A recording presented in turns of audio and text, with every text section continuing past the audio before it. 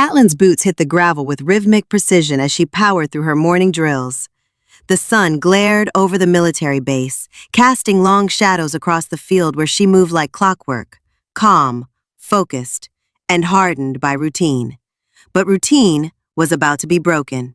She was called to headquarters, a rare occurrence that immediately put her on edge. Moments later, she stood before her commanding officer, absorbing the news. She was being transferred.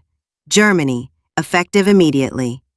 Part of her was relieved, a change of scenery, a break from the dusty repetition of her current post. But another part, the softer, quieter part, tightened at the thought of leaving Rosa behind. Later that day, Catelyn called Rosa to break the news. As expected, Rosa met it with lighthearted jokes, doing her best to cheer her up. That was Rosa's gift, making the hardest things feel bearable.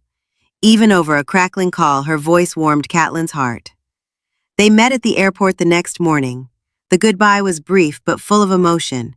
Hugs held a little too long, eyes refusing to let go. Catelyn boarded her flight with Rosa's scent still on her jacket and her kiss lingering like an ache.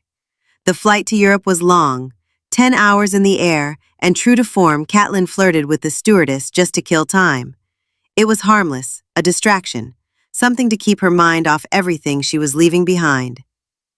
Munich greeted her with a chill in the air and streets alive with history. On her first day, she wandered the old city, soaking in the culture, hoping to absorb even a little of its unfamiliar charm.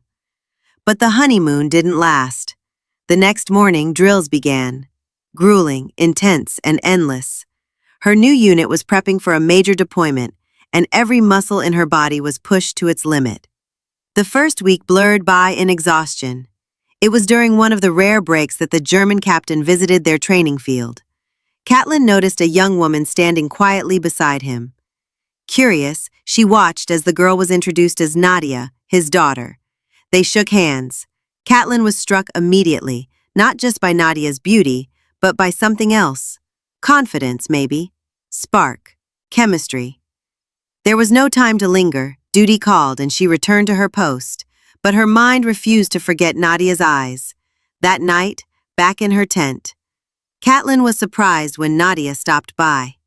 She claimed she was just curious, wanted to talk. But there was something unspoken in the way she lingered, in the way her hand brushed Catelyn's arm, a question hanging between them. Then, a kiss. It happened quickly, unexpectedly. Catelyn pulled back, guilt flashing across her face. "This isn't safe," she whispered. "It's against every rule." But Nadia wasn't fazed. "So let's not do it here," she said with a smile. "Somewhere else? Another time?" They exchanged numbers before parting, the tension between them electric.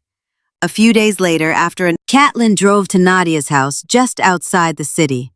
The moment they saw each other, everything else disappeared. The night unfolded in whispers, laughter, and long kisses under low lights. For a brief time, it felt like freedom. But freedom has a price. Just as they stood on the porch, caught in another soft kiss, a car pulled up. Tires crunched over gravel. Catelyn froze as the door slammed. It was the captain, Nadia's father. His face twisted with fury the moment he saw them. "Inside, now!" he growled at Nadia. She resisted, tried to explain, but he wasn't hearing it. She turned to Catelyn, her eyes filled with apology and something deeper. Fear, maybe. Then she kissed her, soft, slow, final. And she left. Catelyn stood frozen in the cold. She knew the consequences would come.